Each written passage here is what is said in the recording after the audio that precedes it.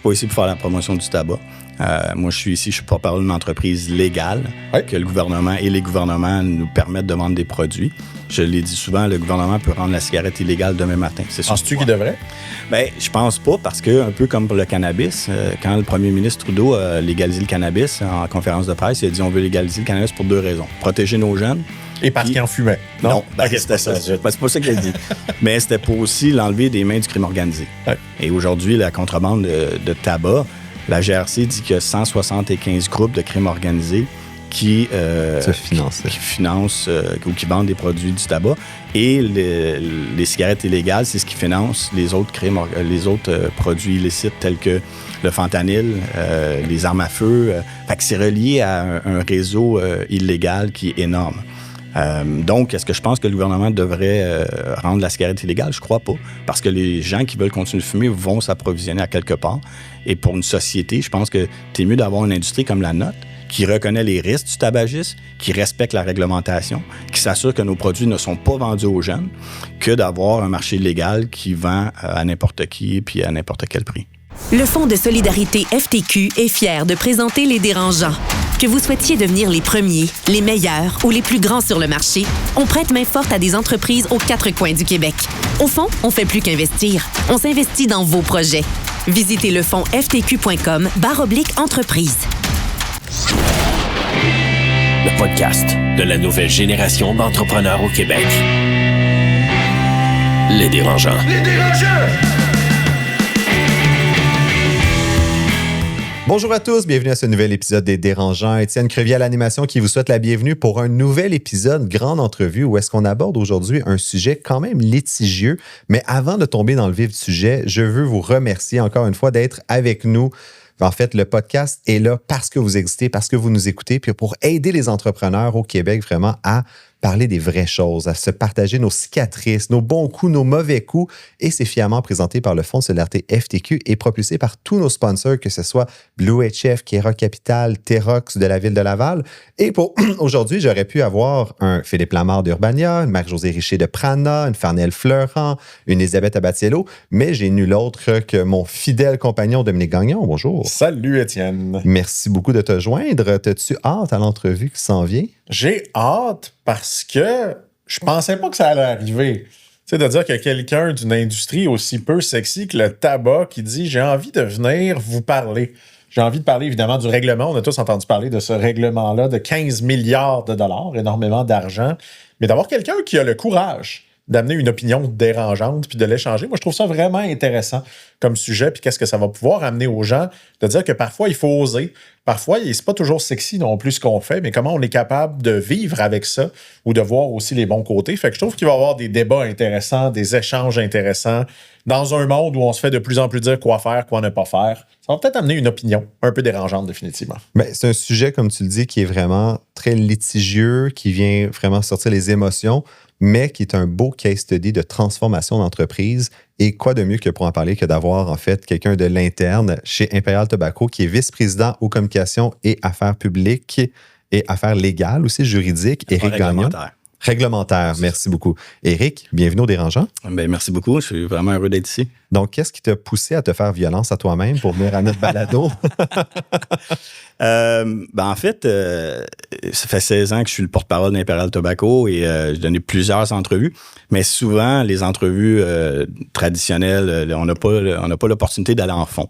On est soit aux nouvelles, c'est très court, et pour moi... c'est la clip. C'est la clip. Et avoir l'opportunité de parler de notre transformation, Étienne t'en a parlé.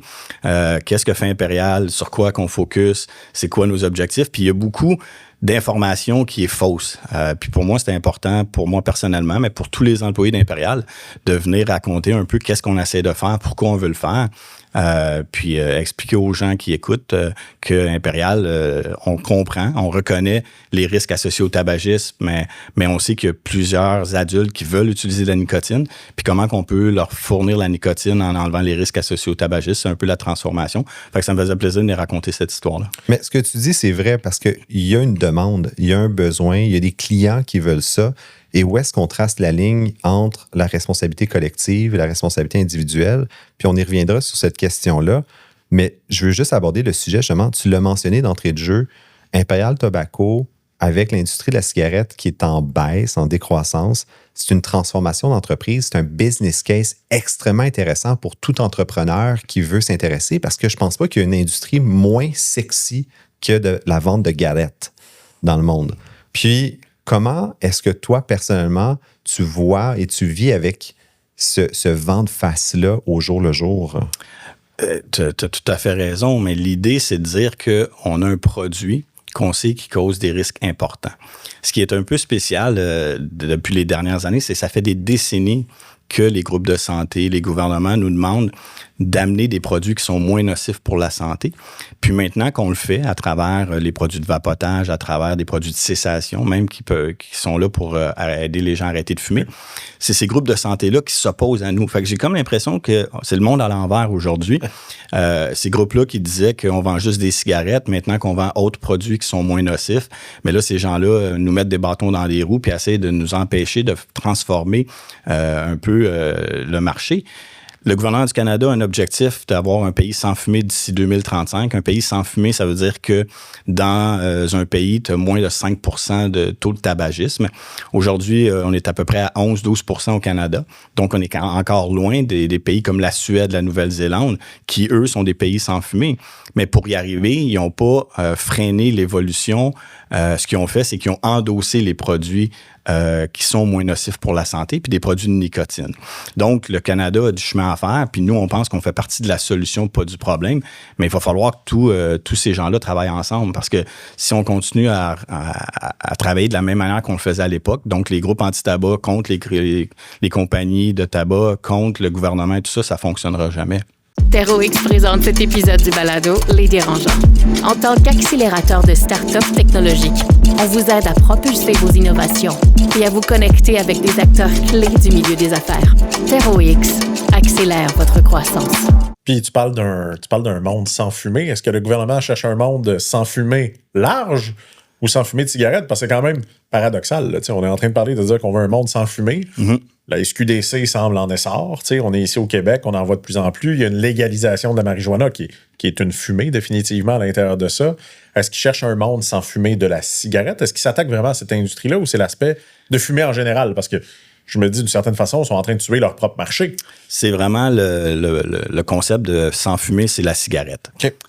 Et donc, c'est pour ça que c'était un peu bizarre pour moi qui est dans l'industrie. Quand le gouvernement du Canada a légalisé la marijuana, le premier produit qui a été légalisé, c'était sous forme que tu pouvais fumer le cannabis. C'est la pire manière de consommer un produit. Parce que, juste pour que les gens comprennent bien, ce qui cause les maladies reliées à la cigarette, c'est pas la nicotine. La nicotine va créer une dépendance, mais c'est la combustion. Donc, quand tu es capable d'enlever la combustion et de délivrer la nicotine, tu viens de réduire les risques de manière significative. Même chose pour le cannabis. Quelqu'un qui va fumer du cannabis s'expose à beaucoup plus de risques que si tu utilises le cannabis d'une autre manière. Donc, pour le gouvernement, tu dis, vous n'avez rien compris, vous n'avez rien appris, en fait. Vous légalisez le cannabis, puis la première manière que vous le faites, c'est à travers la combustion. Puis, est-ce que je me trompe ou ils ont refusé aussi la vente de produits dérivés comme les jujubes et autres sur le coup, là? Je pense qu'ils commencent. Là, ça commence. Le vapotage au Québec va être disponible je pense, d'ici la fin de l'année. Fait que c'est vraiment paradoxal. C'est vraiment paradoxal. Puis, en fait, juste pour saisir la portée de la transformation que vit Imperial Tobacco en ce moment, il faut comprendre un peu le passé, le passif dans lequel vous avez évolué. Si je ne me trompe pas, tu travailles pour Imperial Tobacco, Éric, depuis 2009. Ouais. Donc, tu as vu vraiment l'évolution, mais tu n'étais pas là dans les années glamour où est-ce que, finalement, le tabac sponsorisait la F1. Ouais, tu avais des VIP dans tous les événements. Ouais, j'ai manqué les belles années. Les belles années où tu étais invité partout. Ouais. C'était l'opulence. C'était une des industries les plus riches, je pense, définitivement, dans les bonnes années. Là, fait qu'on parle peut-être de 30 ou 40 ans. C'était une industrie extrêmement lucrative. Là, très lucrative, mais aussi très impliquée. Si on prend au Québec, là, c'est Imperial probablement qui a sauvé le tennis, qui a sauvé le jazz. Un peu comme l'Auto-Québec. Moi, je pense qu'on a remplacé ça. On voit l'Auto-Québec dans tous les événements. On peut dire que le jeu est aussi évidemment on peut créer une dépendance. Il y a beaucoup de gens qui ont un peu de difficulté avec ça. Puis c'est vrai qu'avant, on voyait partout, je me rappelle, c'était la cigarette dans les événements. Puis aujourd'hui, on voit l'Auto-Québec, un festival d'été, les plus grands événements. Exact. Fait qu'il a un peu remplacé un vice par un autre. Oui, mais puis c'est ça. Moi, j'ai pas été là durant ces années-là. J'en ai entendu parler. Mais je suis arrivé vraiment dans les années de hyper-réglementation, la dénormalisation, pas juste de l'industrie, mais des fumeurs. Puis c'est probablement un des problèmes quand on regarde, puis on va en parler, là, nous, on a un produit de cessation. Autant qu'on va continuer à dénormaliser les fumeurs, ces gens-là ils ont une honte de fumer, ils sont pas prêts à demander de l'aide. Fait qu'il faut probablement changer la stratégie si on veut vraiment atteindre l'objectif de pays sans fumer. Ça, c'est quoi une bonne stratégie, selon toi? Bien, on sait qu'en ce moment, la plupart des fumeurs adultes veulent arrêter de fumer. On sait aussi que les produits de cessation qui sont sur le marché, dans plusieurs cas, les gens essayent puis ils sont pas capables. Quand on parle de produits de cessation, on parle des les nicorettes, je me rappelle bien. Exactement. Les gommes, les patchs, les choses comme ça. Puis on regarde, là, la plupart des gens vont essayer, mais ils sont pas capables. Nous, on a lancé un produit qui est un produit innovateur. C'est un sachet de nicotine qui s'appelle Zonic. Puis on a des milliers de consommateurs qui nous ont écrit pour dire pour la première fois, j'ai été capable d'arrêter de fumer. Mais encore là, l'ancien ministre de la Santé fédérale n'aimait pas qu'une compagnie de tabac puisse aider les gens à arrêter de fumer sous le prétexte que les jeunes vont acheter ce produit-là. Et donc, enlever le produit en vente libre, il l'a mis derrière le comptoir. Dans leur comptoir, seulement en pharmacie. Puis il faut que tu parles à un pharmacien. Puis le problème avec ça, c'est qu'on sait aujourd'hui, les pharmaciens au Québec, mais à travers le Canada, on leur demande de faire beaucoup plus de tâches.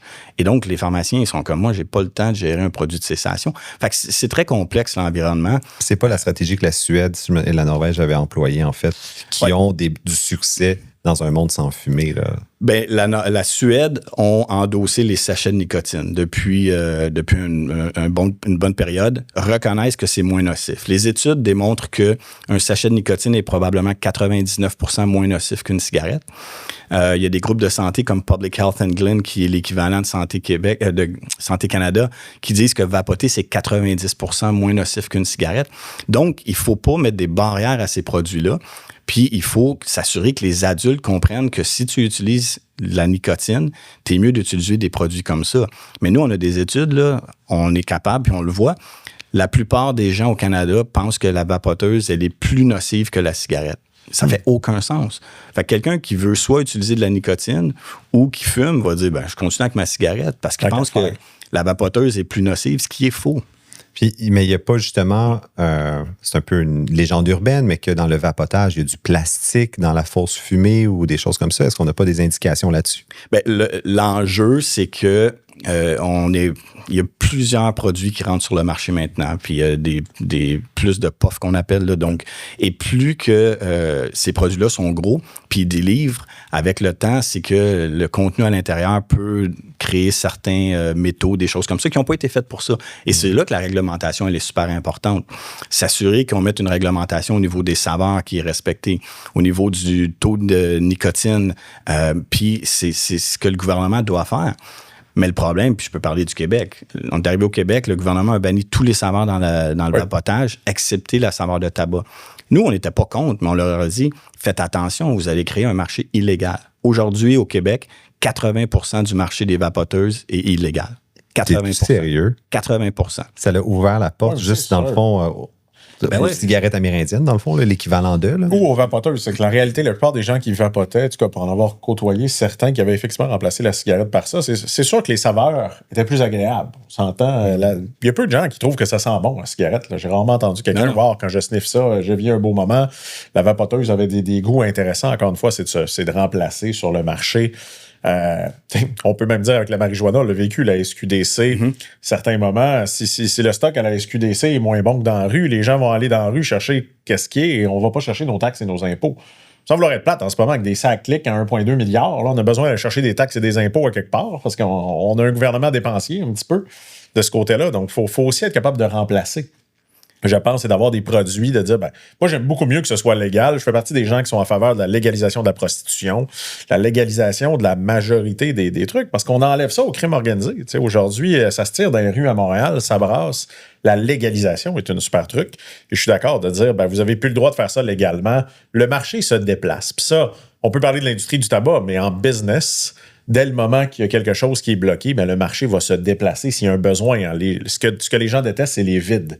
Ça veut dire que si demain matin, il y a un vide parce que je ne peux plus prendre ma saveur dans ma vapoteuse, il y a quelqu'un qui va flairer l'opportunité. Ouais. Cette opportunité-là peut être étrangère. Donc, des entreprises qui vont faire de la vente en ligne, en Asie, souvent, sur laquelle tu peux commander. Moi, je trouve que j'ai un peu de difficulté avec ce modèle-là. Je pense qu'on se doit de reconnaître qu'il y a des risques. On est au courant des risques. Moi, je suis d'accord avec quand même l'aspect de la transparence, qui est important de dire. La réalité, on ne devrait pas être en train de prendre un café. On ne devrait pas être en train de boire une bouteille de vin le soir. La vie serait plate, mais c'est quand même, si on voulait éliminer tous les risques de notre vie, prendre la voiture est d'un danger incroyable, surtout l'hiver, définitivement.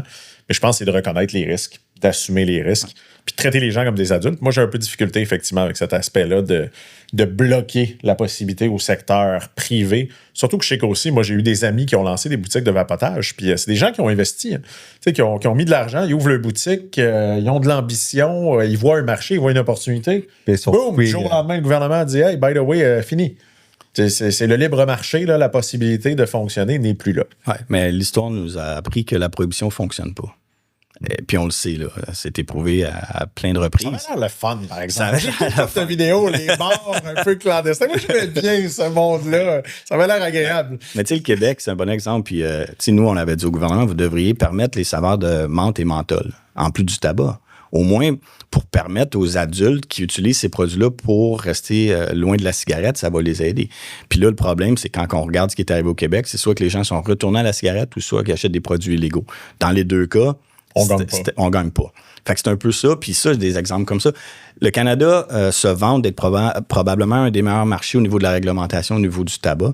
On est probablement un des pires marchés au monde en termes de réglementation sur la nicotine.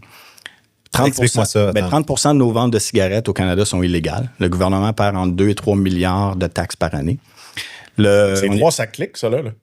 Ouais, c'est ça. On évalue que les sachets de nicotine, depuis la nouvelle réglementation, 50% du marché est illégal. Puis au niveau du vapotage, selon les provinces, mais en gros, là, c'est entre 30 et 40% du marché du vapotage est illégal. Fait que oui, on a des réglementations en place. On se vante à travers le monde qu'on est les meilleurs. On a un taux de tabagisme qui est encore aux alentours de 11%, fait qu'on n'est pas un leader dans le monde. Et on a un marché légal qui est probablement un des plus hauts à travers le monde. Est-ce que, selon toi, le gouvernement a pris cette position-là parce qu'il y a une espèce de bris de confiance avec l'industrie du tabac qui s'est installée? Il y a une game de relations publiques, définitivement. Même pour nous, de dire on te reçoit, puis tu l'as dit, hein, t'es rarement invité, reçu, etc., c'est un risque, d'une certaine façon, parce que des gens peuvent dire « Wow, vous êtes en train de faire la promotion du tabac. » Je connais des gens qui ont perdu des proches, cancer de poumon, etc., qui pourraient dire « Attends une minute, là, t'as fait la promotion de cette industrie-là. » Ça, faut le reconnaître définitivement de ce côté-là. Oui, mais puis j'ai fait beaucoup d'entrevues. Je suis pas ici pour faire la promotion du tabac. Moi, je suis ici, je suis pour parler d'une entreprise légale que le gouvernement et les gouvernements nous permettent de vendre des produits. Je l'ai dit souvent, le gouvernement peut rendre la cigarette illégale demain matin. Penses-tu qu'il devrait? Ben, je pense pas, parce que, un peu comme pour le cannabis, quand le premier ministre Trudeau a légalisé le cannabis en conférence de presse, il a dit on veut légaliser le cannabis pour 2 raisons. Protéger nos jeunes. Et parce qu'il en fumait. Non, c'était ça. C'est pas ça qu'il a dit. Mais c'était pour aussi l'enlever des mains du crime organisé. Ouais. Et aujourd'hui, la contrebande de tabac, la GRC dit qu'il y a 175 groupes de crime organisé qui financent ou qui vendent des produits du tabac. Et les cigarettes illégales, c'est ce qui finance les autres crimes, les autres produits illicites tels que le fentanyl, les armes à feu. Fait que c'est relié à un réseau illégal qui est énorme.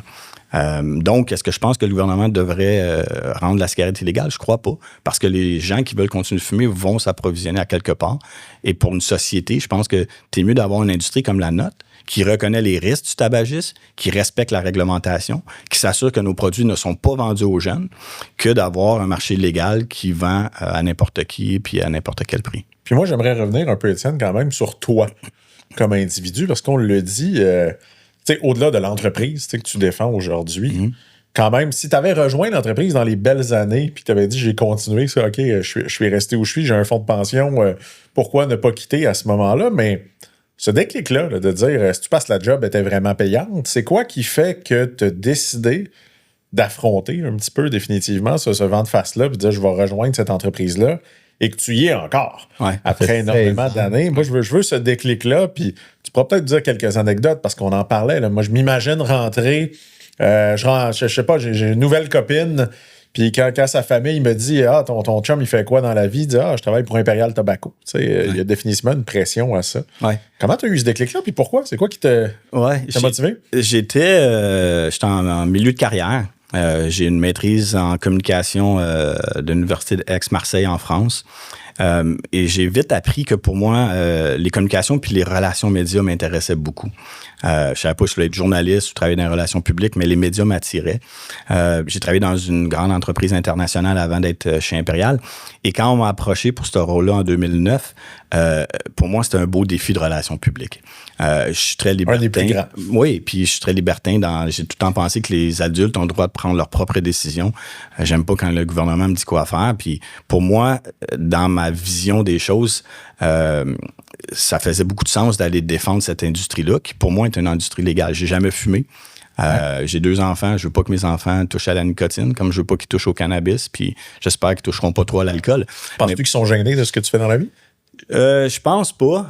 Il y a eu quelques épisodes, là, comme une fois ma fille... La rébellion de l'adolescence. Non, mais ma fille, elle me texte, était dans une classe, elle dit « Papa, le prof vient de mettre les nouvelles sur le tableau, puis t'es la deuxième. Il y avait Trump, puis il y avait moi en dessous. » Tu sais, fait qu'elle dit, mais j'étais pas celui qui était invité quand il était plus petit à venir expliquer qu'est-ce que tu fais. C'est sûr. La journée carrière, c'était pas moi. C'était pas moi, mais aujourd'hui, je pense qu'ils sont très fiers. Et puis, on en parle ouvertement. Les miens sont un petit peu plus vieux maintenant. Mais ce défi-là, pour moi, c'était important. Puis, depuis que j'ai rentré chez Imperial, au début, il y avait moins la transformation. Mais depuis la transformation, j'y crois. J'y crois énormément. Je pense qu'on peut vraiment avoir un impact positif sur la santé publique. Puis, il faudrait que les gens voient nos employés, comment ils sont fiers. On travaille tous dans la même direction. On travaille tous pour s'assurer que nos produits ne sont pas consommés par les jeunes. C'est super important. Ce qui fait mal des fois pour nos employés, c'est quand que certains groupes anti-tabac affirment des choses qui sont fausses. Et c'est ça, moi, qui me motive le matin de défendre puis de s'assurer que ce qui est dit, c'est vrai. Mais parlons-en rapidement des choses qui sont fausses, parce que quand même, tu as joint en 2009, puis en 2015, la Cour supérieure du Québec a rendu un jugement historique sur l'industrie du tabac, en fait, qui a condamné Imperial Tobacco et 2 autres cigarettiers au Canada à verser 15 milliards de dollars à plus de 100 000 victimes de cancer du poumon et d'emphysème. Pas juste aux victimes, hein, je pense aux enfants, aux héritiers. Ouais, c'est à la longue chaîne. Ouais, il y avait l'héritage qui avait le droit aussi là, de suivre. Ouais, de suivre. Le jugement a été confirmé en mars 2019. Puis, en fait, et je cite le jugement, ça a été les compagnies avaient enfreint le droit à la vie, à la sûreté et à l'intégrité des victimes de manière fautive et illicite et intentionnelle. Puis, est-ce qu'aujourd'hui, c'est vrai, selon toi, que Imperial Tobacco a enfreint le droit à la vie? Bien, c'est un peu comme on discutait un peu plus tôt. Pour moi, il faut se remettre dans le contexte. À l'époque, dans les années 70, 80, fumer était accepté socialement. C'était même sexy. C'était sexy. Ouais, tout le monde fumait. Je fumais pas. Puis, en fait, aller fumer, c'était même... T'étais out si tu fumais pas avec les gens. Puis moi, ma mère fumait à l'époque. Puis dans l'auto. Les jeunes allaient... Moi, j'étais un peu plus vieux, mais on allait acheter les cigarettes. C'était accepté socialement. Et faut pas oublier qu'il y a des messages de santé sur les paquets de cigarettes au Canada depuis les années 70. Donc, les gens étaient au courant des risques associés au tabagisme, mais c'était accepté. Avec le temps, il y a eu la nouvelle réglementation, il y a eu des bonnes réglementations de plus fumer dans les avions, dans les autos avec des jeunes, des choses comme ça. Mais à cette époque-là, c'était accepté. Et donc, nous, bien entendu, on continue à penser que les gens connaissaient les risques associés au tabagisme, puis on n'a pas forcé personne à fumer. Donc, le jugement est tombé. Je m'en souviens comme si c'était hier. J'étais à la cour d'appel. C'est ça, tu étais où, justement? J'étais à la cour d'appel quand que le jugement a été rendu. Et quand que la manière que c'était fait, c'est que les avocats du recours collectif et les avocats de l'industrie ont pris connaissance du jugement pendant quelques heures. Puis quand ils sont sortis, bien, les avocats du recours collectif, bien entendu, étaient heureux. Ils avaient gagné. Et il y avait énormément de médias. Et moi, j'étais là avec mon agence de relations publiques. Les avocats ont fait un scrum, donc ils ont parlé aux médias. Et moi, j'ai avisé ma firme de relations publiques, j'ai dit, allez voir les journalistes, dites-leur que Imperial va parler s'ils sont intéressés. Bien entendu, ça se faisait pas trop. Quand moi, j'ai joint Imperial, la dénormalisation fonctionnait bien et l'industrie ne parlait pas beaucoup. Et pour moi, j'ai tout le temps dit, on n'a rien à cacher. On est très transparent et c'est important qu'on puisse parler pour défendre au moins nos employés qui écoutent ça, qui se font accuser de différentes choses, certaines qui étaient fausses. Donc, j'ai fait le scrum à la Cour du Québec. Et donc, pour moi, juste de représenter, c'était mon devoir. Je pensais que c'était important de le faire. Les médias sont-ils venus? Les médias étaient sur place. Et oui, tout le monde est resté. Tout le monde voulait avoir le soundbite de l'industrie du tabac. Mais je me souviens pas exactement, mais les mots, c'était... on continue à penser que les gens étaient au courant des risques associés au tabagisme. On n'est pas d'accord avec le jugement, mais on va le respecter. Et l'objectif maintenant, c'est de trouver des solutions qui vont nous permettre de pouvoir avancer. On est vraiment focusé maintenant sur... Moi, je peux pas réécrire le passé, mais je peux vraiment réécrire avec mes collègues le futur de cette industrie-là et de ma compagnie, puis c'est sur quoi on focus. Ça a pris 6 ans pour Imperial Tobacco, justement, à se structurer suite au jugement parce que, en fait, on se cachera pas, quand le jugement est tombé, la compagnie s'est mise sur la protection de la loi de la faillite. Parce que là, c'est 15 millions sur le bilan. 15 milliards. 15 milliards. À 3 compagnies. Ouais, mais il faut comprendre le contexte. Puis je pense que ça, les gens ne comprennent pas bien. On avait un recours collectif au Québec avec un jugement de 15 milliards. Après ça, on avait toutes les provinces qui nous actionnaient pour récupérer... Les sommes en santé. Exactement. Et quand tu mettais tout ça ensemble, tu n'étais pas loin des 800-900 milliards. Okay? C'est quasiment des montants... C'était impossible. Dérisoire. C'était dérisoire. Et c'est pour ça qu'on s'est mis sur la protection, puis on a dit à tous nos créanciers, on va trouver une solution pour pouvoir payer, de vous payer, pour que on puisse sortir de ça, puis après avancer vers la transformation. Mais c'était impossible de trouver une solution pour 800-900 milliards. Et donc, l'idée, c'était... Puis c'est pour ça qu'on a négocié de bonne foi avec tous les créanciers. On a finalisé l'entente récemment, 32,5 milliards. Août 2025, là. En août 2025. Donc, 32,5 milliards. Sur les 32,5, pendant les 6 ans qu'on était sur la protection, on ne pouvait pas envoyer de profit aux maisons mères. Donc, on avait amassé de mémoire 10 milliards. Donc, cet argent-là a été déjà distribué. Une partie qui a été donnée au recours collectif au Québec. Et le 20 milliards manquant va être payé durant les prochaines décennies avec les profits qui sont faits sur la vente de cigarettes. Puis ça va aller aux provinces pour les rembourser. C'est là ton point de dire, avec l'industrie illégale, dans le fond, la vente de cigarettes illégales d'Amérindiens, mais en fait, les provinces se tirent un peu dans le pied parce que de ne pas aider l'industrie, ils ne sont pas remboursés plus vite nécessairement.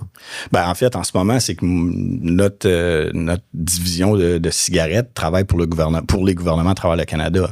Pour les 5 prochaines années, 85% des profits des ventes de cigarettes s'en va aux provinces.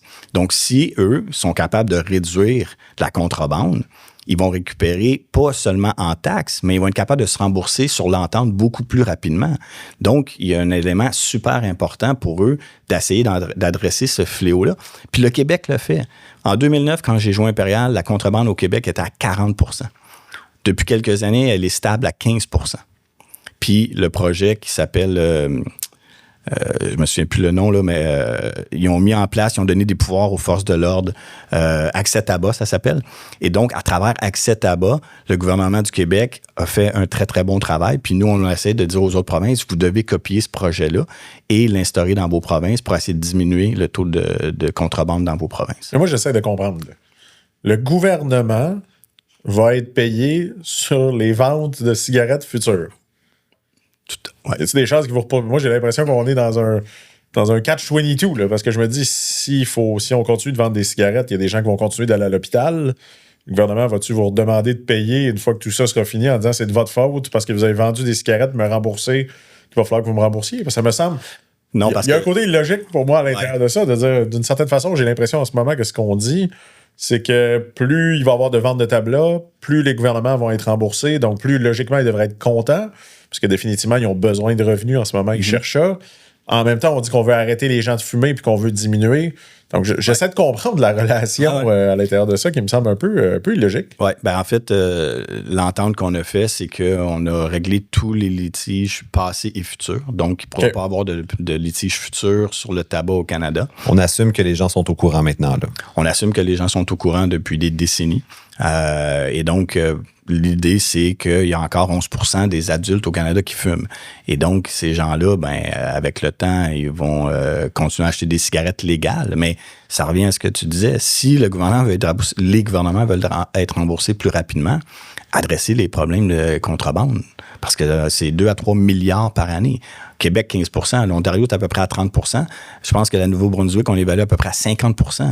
Une cigarette sur 2. Fait que tu fais comme ça, pas d'allure. Puis je sais qu'on a parlé des Premières Nations, mais c'est un fléau de crime organisé. C'est un fléau de crime organisé. C'est le crime organisé qui contrôle la contrebande de cigarettes au Canada. C'est ça, c'est comme un raccourci intellectuel quand on parle des cigarettes d'Amérindiens. Là, c'est pas ça, en fait. Non, du tout, c'est plus une présentation de Kayrock Capital, la plus importante banque d'affaires indépendante québécoise offrant des services conseils pour vos projets de vente, d'achat et de financement d'entreprise. Avec plus de 300 collaborateurs dans 35 pays, Kayrock Capital vous offre un monde à la hauteur de vos projets. Éric, on a un jeu au dérangeant, en fait, tous nos invités se permettent de faire un don à une fondation de leur choix s'ils acceptent de répondre à des questions un peu dérangeantes qui vont de 25 $ à 100 $. Donc, plus que la question vaut cher, plus qu'elle est crunchy. Mais en même temps, si tu acceptes de répondre à la question, c'est les dérangeants qui font le don à l'organisme de ton choix. Si tu refuses, tu dois faire le don de ta propre poche. Donc, et pas de ton employeur. Alors, si tu avais une fondation que tu aimerais justement qu'on fasse un don avec ce jeu, ce serait laquelle? Oui, ben moi, je pense que c'est approprié de faire un don à la Société canadienne du cancer, puis je vais expliquer pourquoi, si vous me permettez. Je pense que la Société canadienne du cancer joue un rôle important d'atteindre notre objectif d'avoir un pays sans fumée au Canada. Et ça fait plusieurs fois qu'on aimerait ça, s'asseoir avec eux puis discuter. Nos positions sont beaucoup plus près que ce qu'eux laissent croire dans le public. Au niveau de la prévention des jeunes, que les jeunes ne devraient pas avoir accès, qu'on devrait aider les gens à arrêter de fumer. Donc, moi, je pense que c'est un rappel avec ces gens-là que je suis prêt à m'asseoir avec eux puis de discuter. Donc, moi, je serais à l'aise de participer puis que le don soit fait à la Société canadienne du cancer. Mais ce que je trouve intéressant quand même, c'est là qu'on voit parfois le 2 poids, 2 mesures. C'est que tu l'as dit, il y a des chances qu'ils refusent la donation. Tu sais, on en parlait un peu parce qu'on te demandait à qui tu aimerais le donner. Puis tu sais, moi, je trouve ça quand même, encore une fois, un don, c'est un don, tu sais, d'une certaine façon, de ce côté-là. Mais il y a ces paradoxes-là. Je trouve, moi, je l'ai vécu, je ne sais pas si tu te rappelles, un des projets qu'on avait eu chez Connect & Go, c'était de développer le premier système qui permettrait aux itinérants d'accepter de la monnaie virtuelle. Mm-hmm. Fait qu'on avait travaillé là-dessus, on avait fait la une des médias. Fait que je me rappelle, on avait eu une parution dans la presse très positive, puis on a eu un article contre nous dans Le Devoir. Puis je me rappelle, c'est parce qu'on avait dit que nos bracelets ne permettraient pas aux itinérants, on créait une monnaie virtuelle fermée, puis ça allait empêcher les itinérants d'utiliser cet argent-là pour aller s'acheter de l'alcool, par exemple, parce que moi, je prenais l'idée que j'avais des amis qui ne donnaient jamais aux itinérants parce qu'ils disaient, de toute façon, il va aller boire puis il va aller consommer. Et on s'était fait écrire une lettre ouverte contre il y avait des médecins et tout là-dedans en disant qu'on était donc bien abominable de dire que tous les itinérants étaient alcooliques, tu sais, de faire des grands trucs. Puis, grosso modo, il disait qu'on avait sûrement un intérêt pécunier. Puis, automatiquement, quand tu es en affaires, tu te fais porter des mauvaises prétentions. Nous autres, on voulait aider le monde. Ouais. L'aspect de vouloir faire un don à la Société du cancer, je trouve, c'est quand même intéressant de dire. Tu sais, je pense que l'industrie du tabac le reconnaît. Là. Ils ont causé des cancers. Je pense par contre, c'est là où moi, peut-être que je me ferais pas d'amis, mais j'ai quand même de la misère à dire effectivement que ma mère qui fumait s'est fait mettre une cigarette dans la bouche, puis quelqu'un l'allumait puis l'avait attachée. C'était socialement accepté. Je trouve que tout le monde qui produisait des films a une part de responsabilité parce qu'il mettait des cigarettes dans les films. C'était jet set. Puis aujourd'hui, on peut en parler, hein, l'industrie de la marijuana, c'est un peu la même chose. Là. C'est extrêmement bien vu pratiquement de fumer. Moi, au bureau, je sais que des employés fument de la marijuana. C'est plus du tout une problématique. C'est devenu accepté. Ouais. Et c'est contrôlé par les gouvernements. Fait que je me dis, va-t-il y avoir un recours collectif à ce moment-là? Mais je trouve ça important d'être capable d'avoir ces dialogues-là. Et c'est quelque chose qu'on n'a plus au Québec. Moi, c'est une question. Parce qu'au Québec, si tu veux parler au Québec puis que tu n'es pas dans le courant populaire, que tu n'es pas d'accord, les gens ne parlent plus. Ouais. On le voit, si tu es un peu trop à droite, un peu trop à gauche, tu as des opinions. Si tu dis une fois que tu es d'accord avec Elon Musk qui faisait le ménage au gouvernement américain, le Dodge, tu vas te faire taper dessus. Ça, je trouve qu'on a besoin. C'est un peu l'idée du podcast puis l'idée que tu sois là, c'est on a-tu le droit de débattre? On a-tu le droit de ne pas avoir raison? Mais minimum, il faut s'asseoir à la même table, il faut se parler. Fait que moi, je trouve très intéressant de dire qu'on pourrait avoir la Société du cancer, l'industrie du tabac, qui vont pas être d'accord sur 100% des choses, mais ils sont d'accord sur 95%, ils sont capables de travailler ensemble, qui a la même mission. Pourquoi pas? Éric? Mais j'allais dire, parce que Étienne, tantôt, t'as parlé au niveau de la crédibilité. Si les gens ne me croient pas, moi ou mon entreprise, il faut au moins que les gens écoutent la science. Oui. Et nous, la science qu'on utilise souvent, c'est la science de tierce partie. c'est, comme je disais, c'est Santé Canada. Sur le site de Santé Canada, en ce moment, c'est écrit que si t'es un fumeur, t'es mieux de vapoter. C'est pas Imperial Tobacco, ça. Public Health England. Fait qu'il faut au moins écouter la science. Et c'est quand certains groupes transforment cette science-là que moi, je trouve ça aberrant un petit peu. On a parlé, je pense que la Société canadienne... C'est un vent de face incroyable quand tu es une business de dire j'essaye de faire les choses correctement, mais là, on me déforme en plus les faits. Là. Oui, puis là, c'est quand on rentre l'angle des jeunes. Puis j'ai 2 jeunes enfants, ben là, ils sont plus vieux, là, mais on veut pas que les jeunes utilisent de la nicotine. C'est un produit pour les adultes.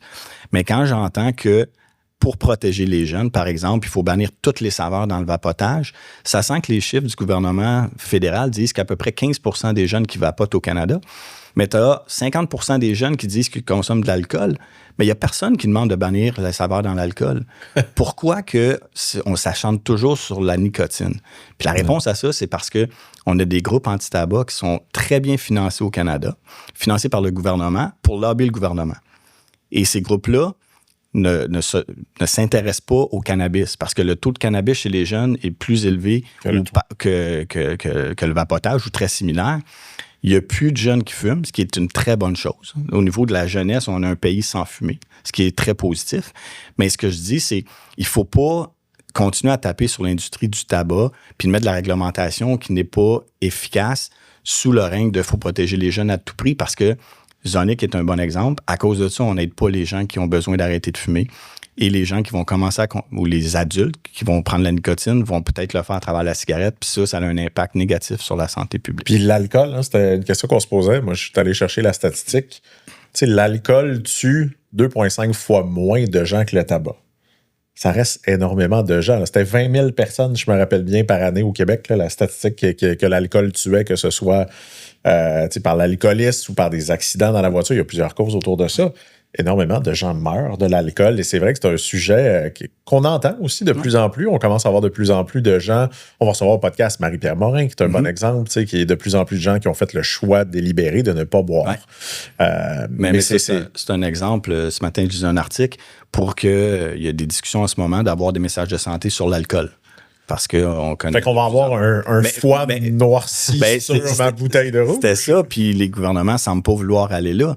Mais de l'autre côté, on avait déjà des messages de santé sur chaque paquet de cigarettes. On n'a pas le droit d'avoir notre marque de commerce. On a juste le droit d'un nom du produit en telle fente, telle couleur, tout uniformisé. Mais en plus, on a cru bon d'ajouter un message de santé sur chaque cigarette. Il n'y a personne qui va me faire croire que quelqu'un va arrêter de fumer parce qu'un message de santé, c'est cigarette. Les paquets sont cachés de la vue du public depuis des décennies. C'est écrit ces paquets, 75% du paquet, c'est un message de santé. Donc, c'est le genre d'acharnement que tu dis, c'est plus pour la santé publique. Là. C'est vraiment juste pour s'acharner sur l'industrie, puis ça leur a 0 impact. C'est des points de relation publique. Ouais. Si tu avais à choisir 25, 50, 75 ou 100 $? Oui, 50. 50? Parfait. Le communiqué qui annonçait votre sortie de la loi de la protection de la faillite en août 2025 contenait pas une seule fois le mot « excuse »,« regret » ou « victime ». Est-ce que c'était un oubli ou une décision délibérée? C'était pas un oubli. Mais je veux dire que j'ai énormément de compassion puis que je comprends.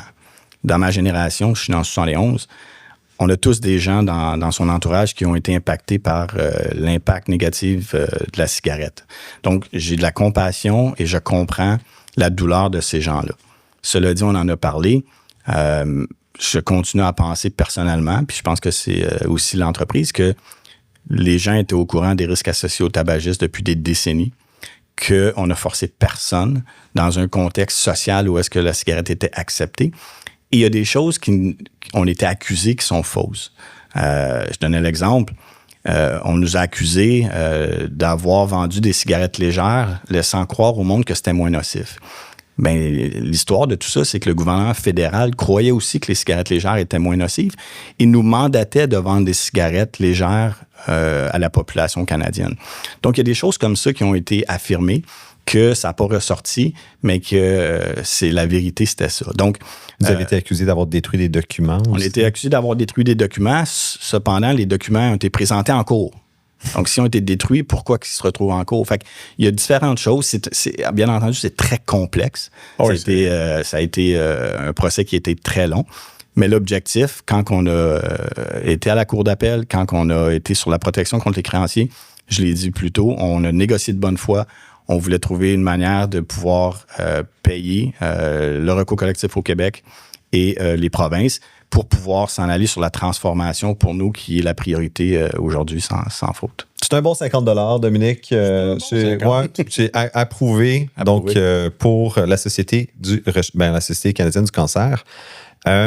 On en parlait, Zonic, qui est donc transformation d'entreprise. Ouais.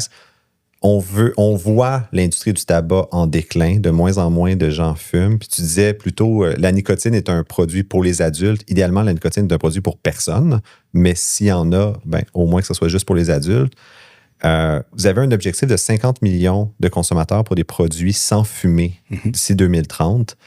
Est-ce que c'est un objectif de santé publique ou un objectif commercial? C'est un objectif qui rencontre les deux.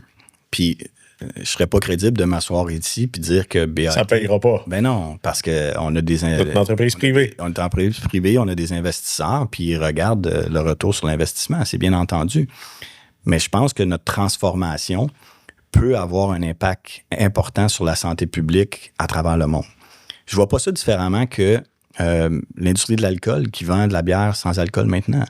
Pourquoi eux ont le droit de se transformer, puis il n'y a personne qui questionne ça, tandis que nous, aussitôt qu'on essaie de mettre des produits moins nocifs sur le marché, on se fait tout de suite accuser que c'est pour amener des jeunes à utiliser de la nicotine. Est-ce que ça veut dire que les compagnies d'alcool, c'est parce qu'ils veulent que les jeunes commencent à utiliser de la bière sans alcool pour que ça soit des consommateurs plus tard? Non, c'est parce qu'on veut réduire les risques associés à nos produits. Donc, pour moi, c'est de la même manière. Donc, je pense que à ta question, Étienne, ça rencontre les deux objectifs et que tout le monde peut y gagner là, si on fait ça comme il faut. Puis vous êtes où dans cet objectif-là? Fait que vous êtes au début de cette aventure-là? Vous êtes rendu où dans le processus? Oui, il y a des marchés qui sont plus avancés que d'autres. Donc, le Canada a quand même adopté le concept de réduction des méfaits, mais sur certains aspects, c'est plus compliqué. Par exemple, dans la réglementation fédérale, on n'a pas le droit de dire à un consommateur que vapoter, c'est moins nocif que fumer. Quand c'est un fait. Quand c'est un fait, puis c'est écrit sur le site de Santé Canada. Comment tu veux l'aider à arrêter de fumer si tu peux pas lui dire ça? Fait que c'est le genre de contradiction qui existe un peu. Zonic a été approuvé par Santé Canada. Il y a eu plein d'accusations qu'on avait utilisé une brèche pour avoir une licence qui est complètement faux. On a travaillé 2 ans avec Santé Canada. On a passé à travers tout le processus d'approbation pour un produit de cessation. Il a fallu démontrer l'efficacité de Zonic et un coup qui était sur le marché, que les adultes fumeurs l'utilisaient pour arrêter de fumer. On nous a imposé de la nouvelle réglementation qui n'a pas été imposée à aucun autre produit de cessation. Plus de saveur. Derrière le pharmacien, tous les autres produits sont en vente libre avec des saveurs. Fait que c'est un peu ça le double standard sur lequel on vit, qui, malheureusement, pour moi, je pense, va retarder l'objectif d'atteindre un pays sans fumée. Puis qu'est-ce que tu penses qui va changer? Parce que je t'écoute, je me dis, moi, demain matin, je travaille chez Imperial Tobacco. Là. Tu me dis, je viens pour représenter les employés aussi. Je suis stressé pour ma job. Parce que clairement... Comment tu restes motivé, mettons, dans une transformation d'entreprise avec juste des bâtons dans les roues sans arrêt? Beaucoup de résilience. Je pense qu'on est un groupe qui est très, très, très résilient. Mais on croit énormément à la cause. Puis, tu sais, Zonic, l'exemple de Zonic, oui, ça a eu un impact sur nous. Mais nous, là, on est dans les pharmacies, les produits sont vendus à travers le pharmacien. Le plus gros impact, c'est sur les consommateurs. Dans les dépanneurs où est-ce qu'on vendait Zonic, dans les premiers mois, on a vu les ventes de cigarettes chuter. Et à partir du moment que les produits ont été retirés, on a vu les ventes de cigarettes réaugmenter dans ces dépanneurs-là. Fait que l'impact, c'est pas sur nous, c'est bien plus sur les consommateurs qui essaient d'arrêter de fumer. Et c'est ça qui est décevant. Je suis curieux de rebondir sur ce point-là parce que tu parles de la métrique, la donnée. Dans une transformation d'entreprise comme celle-là, qui est quand même majeure, où est-ce qu'on essaie de discontinue, là, comment on dit, retirer, discontinuer un produit, c'est quelle métrique dans l'entreprise? Là, on est dans un meeting de vice-présidents autour de la table.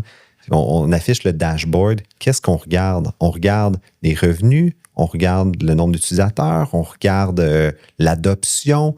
Qu'est-ce qui est tracké en disant, je ne peux pas fermer l'entreprise existante demain matin, mais il faut que je commence à incentiver, il faut que je commence à me motiver sur le futur aussi. Ouais. C'est quoi la métrique importante dans ce temps-là? La métrique, c'est le nombre de consommateurs qui achètent nos nouveaux produits. Ah ouais? Ben oui, parce que nous, ce qu'on se dit, c'est qu'il faut amener les consommateurs vers les produits moins nocifs. Puis l'objectif, c'est à un certain point dans le temps d'avoir au moins 50% de ces consommateurs-là qui achètent plus de cigarettes, mais qui achètent des produits moins nocifs. Et puis c'est cet objectif-là que tout le monde travaille. Fait que c'est une transformation. C'est une transformation de ce côté-là. Mais dans lequel vous avez énormément. Puis est-ce que c'est juste au Canada qu'il y a ces bâtons dans les roues-là? Non. D'un point de vue... Un des pays qui, aussi comme le Canada, qui dit qu'il veut être un des à l'avant-garde de la réglementation au niveau du tabagisme, c'est l'Australie. L'Australie... Qui est souvent comparé au Canada. Qui est souvent comparé, mais l'Australie, les produits de vapotage ne sont pas légaux. Okay. Un marché légal incroyable au niveau du vapotage. Au niveau des cigarettes, ils ont tellement augmenté les taxes que là, il s'est rendu que le crime organisé a pris le contrôle. Il y a des dépanneurs qui se font incendier. Et le premier ministre de l'Australie récemment a dit qu'il va falloir regarder peut-être la taxation puis réduire les taxes sur le tabac parce que c'est le chaos. Fait que ces pays-là qui, à la base, étaient avant-gardistes, aujourd'hui se font rattraper par une réglementation excessive. Et le taux de tabagisme au Canada est stable. Si la stratégie des anti-tabac fonctionnait, on serait un pays sans fumée. Et nous, c'est ce qu'on dit, c'est arrêtez de nous dire que ça fonctionne, puis leur stratégie, c'est ça en plus de réglementation. Ça a peut-être un peu fonctionné. Tu sais, je vais lui donner des points parce que... Il y a des choses qui ont bien fonctionné. C'est vrai qu'il y a une pression, je me rappelle, là, tu sais, quand tu peux fumer partout, c'était facile. Moi, je me rappelle, une des raisons qui fait que ma mère a arrêté de fumer, c'était le regard des autres. Je ne cacherai pas à un certain moment le regard des autres. Moi, j'ai toujours dit, j'ai pas de problème que les gens fument. Moi, je suis un fan aussi de la liberté individuelle. J'ai un problème quand la liberté individuelle empiète sur ma propre liberté. Donc, quelqu'un qui fume dans ma bulle en France, je vis encore ça. Moi, je suis quand même souvent pour affaires à Paris. Ça fume sur les terrasses. C'est encore même surprenant en France à quel point l'industrie du tabac est encore très, très présente, là, un petit peu partout. Non, mais c'est culturel. Exactement, c'est culturel de ce niveau-là. Mais sur ce point-là, je disais, dans les dernières années, oui, exact. Là, je pense que la réglementation. C'est plus sexy fumer. Il n'y a personne qui fait wow, je fume pour être cool. Puis je pense que les dernières réglementations, pas que je m'y oppose, mais ça n'aura pas d'impact positif sur le taux de tabagisme. Donc, c'est là que moi, je dis, on est bien mieux de travailler ensemble, les gouvernements, l'industrie, les groupes anti-tabac, les groupes de santé, pour trouver des solutions qui vont avoir un vrai impact. Puis vous seriez pas mieux d'arrêter de vendre des cigarettes puis de pivoter pour vrai? Si on parle de pivot d'entreprise, je dirais fermer Imperial Tobacco puis repartir sur un autre nom en disant on va devenir l'alternative à l'industrie? Bien, le problème en ce moment, c'est que là, on a une entente. Faut payer. Puis on est obligé par la Cour de continuer à vendre des cigarettes. Mais encore là... C'est drôle. Non, mais... Je tiens à le rappeler, on est obligé par la Cour de vendre des cigarettes. mais encore là, c'est que si nous, on le fait pas, les 11%, ils vont prendre la place. Puis là, c'est le crime organisé qui va prendre le contrôle. Fait que je pense pas que... Tu sais, c'est une question de société à la fin. C'est est-ce qu'on est mieux d'avoir une industrie légale qui va respecter la réglementation ou on laisse le free for all? Puis je pense pas que c'est la bonne chose à faire. C'est vraiment intéressant parce que, tu sais, en préparation de l'entrevue, moi, il y a un cas qui m'est sauté aux yeux à l'université dans mon cours de santé publique. On analysait justement le jus de tomate. Okay. Puis le jus de tomate, à un moment donné, il y a eu comme une campagne sur le sodium en disant comme faut vraiment réduire le sel dans l'alimentation, ça cause des maladies coronariennes.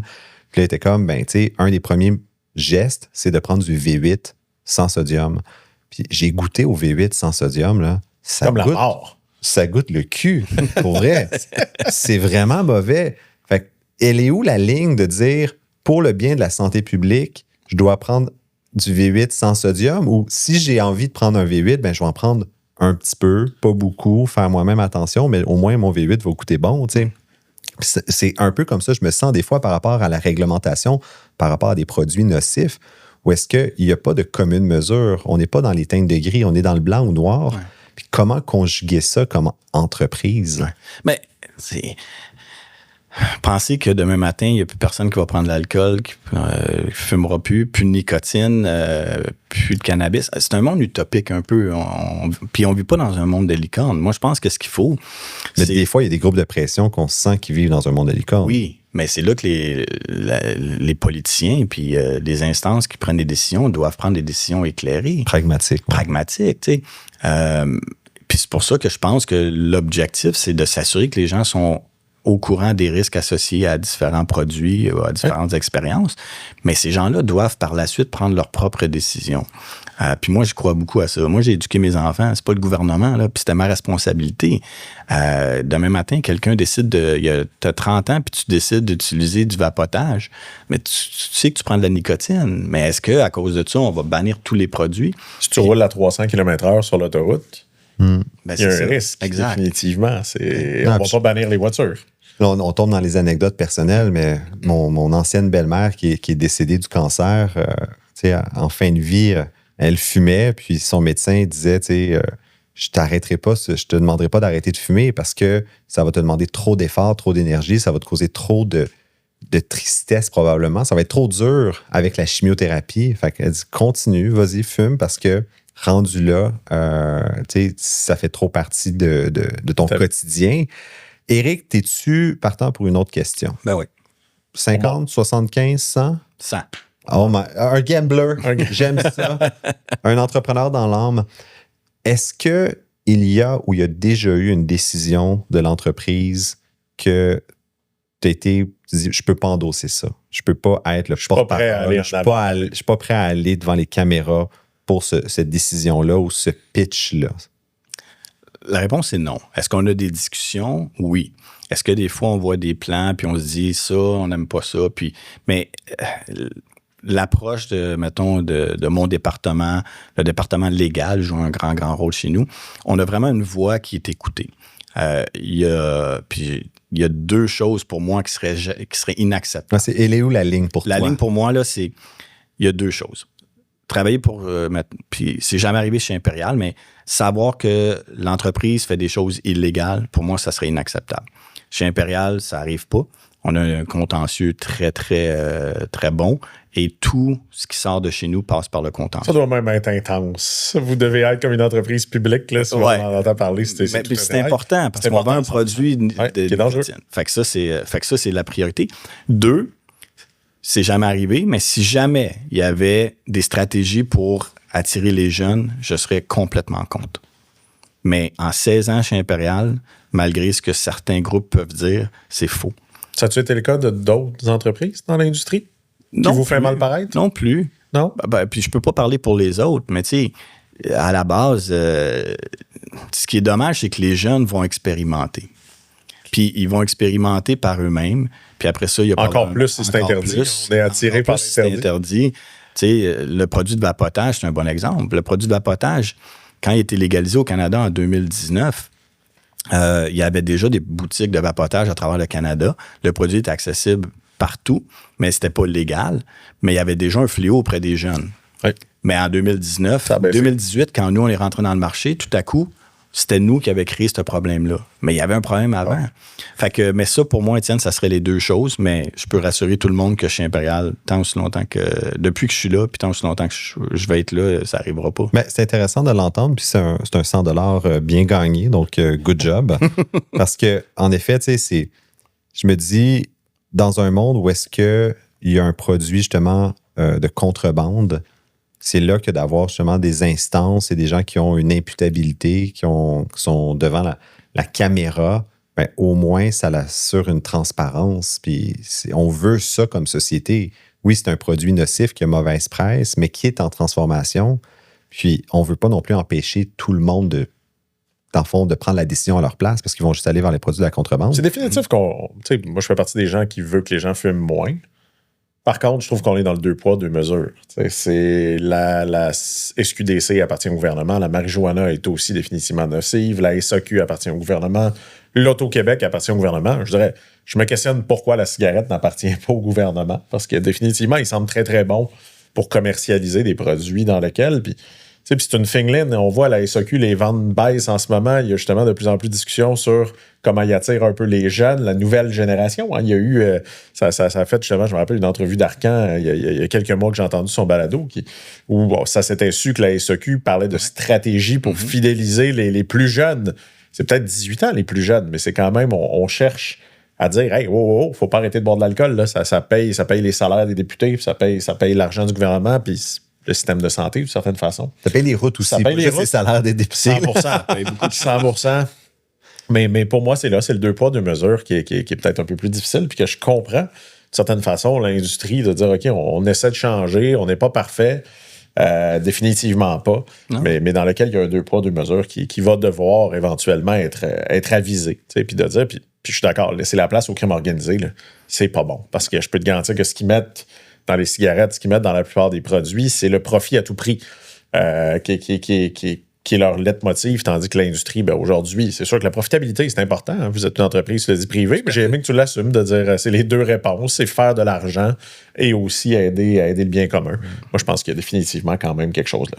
Éric Gagnon, y a-tu des produits qui, en 2025, selon toi, sont nocifs, mais on ne le sait pas encore, on n'en parle pas assez, comme le tabac l'était dans les années 60, mais on n'en parlait pas?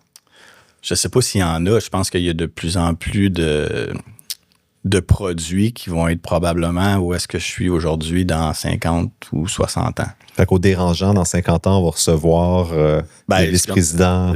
Au niveau de l'alcool, on en parlait là, un peu plus tôt. Ce matin, je disais cet article-là qu'on sait que l'alcool cause le cancer, tout ça. Mais dans 50 ans, est-ce que l'alcool va être accepté socialement autant qu'elle l'est aujourd'hui? Parce qu'il y a 50 ans, la cigarette était acceptée socialement. On n'aurait jamais pensé ça, mais on est là aujourd'hui. Fait que, est-ce que dans le temps, je pense que probablement qu'il va y avoir d'autres industries qui vont être à pointer du doigt ou justement. C'est une bonne opportunité pour moi d'avoir une autre carrière. D'autres jobs. On va devenir coach des autres. Tu vas faire avec la SQDC, la SAQ. Mais Étienne, c'est drôle parce que ces groupes-là, ou ces industries-là, nous, on voulait parler avec eux. Personne ne veut nous parler. Ils sont comme, on veut pas être associés au tabac. C'est fascinant parce qu'il y a quand même des enseignements très intéressants sur la gestion de relations publiques, la transformation d'entreprise. Puis, blague à part, je lisais une étude qui disait que les ondes cellulaires commençaient à être... Il y a des études qui sortent sur les enfants, de dire qu'il ne faut pas exposer les enfants de 5 ans aux ondes cellulaires. Donc, est-ce qu'un jour, on va avoir des restaurants avec une zone sans cellulaire, une zone avec cellulaire? Ça existe déjà. Ouais. Ça a commencé des restaurants, effectivement, dans lesquels ils brouillent les ondes et qui disent que tu devrais passer un moment sans écran. Ouais. C'est une tendance qu'on voit. Puis je pense que les choses vont changer, vont évoluer. Mais ce qu'on voit vraiment, c'est une industrie qui s'est faite mettre, grosso modo, le tag on veut pas de vous autres. Puis encore une fois, moi, je me questionne sur il y a plein d'industries qu'on devrait se questionner. Puis on reste quand même dans un libre marché. Fumer, moi je suis d'accord, dans le temps, même moi j'ai ressenti cette pression-là de non-fumeur à fumer. Aujourd'hui, je suis d'accord, il n'y a plus ça. C'est définitivement, il n'y a plus ça, c'est l'inverse exactement. Donc ça, je pense que c'était important d'arriver là. C'est des apprentissages. Puis s'assurer, effectivement, moi je pense pas qu'on devrait faire la promotion de la marijuana, je pense pas qu'on devrait faire la promotion de l'alcool. Je pense qu'on devrait dire c'est des produits divertissement. Et c'est un divertissement, mais tout devrait être consommé avec modération. Éric, si tu avais un conseil à donner à des entrepreneurs justement qui vivent au quotidien avec un vent de face, qui ont de l'adversité, soit par des réglementations. Réglementations, par des groupes de pression, qui disent, mon Dieu, mon message est déformé, ça serait quoi ton conseil? Mon conseil, ça serait de continuer à se battre. Moi, j'y crois vraiment. Et pour de faire entendre le message. Oui, parce que quand j'ai joint Impérial en 2009, c'était pas, puis je me souviens pas, je l'ai dit, mais c'était pas naturel de parler. L'industrie se faisait dénormaliser énormément. Fait que on entretenait un peu ce concept qu'on sait pas trop ce qu'ils font, ils sont pas transparents. On voyait des milliardaires un peu louches qui prenaient des décisions machiavéliques. Oui, qu'on injectait de la nicotine dans les cigarettes dans le sous-sol. Puis, mais d'être transparent, puis c'est pour ça que moi, je continue à faire ce travail-là. J'y crois vraiment, mais d'être sur les plateformes, sur les tribunes, puis de ne pas avoir peur de challenger le statu quo un peu, mais aussi de rectifier les faits. Quand il y a des choses qui sont dites qui sont fausses, je pense que c'est important de continuer à se battre puis de s'assurer que les vraies choses sont dites, puis d'être ouvert à ce débat-là. Moi, j'ai pas de problème à avoir ce débat-là avec n'importe qui, avec les groupes de santé, avec les gouvernements.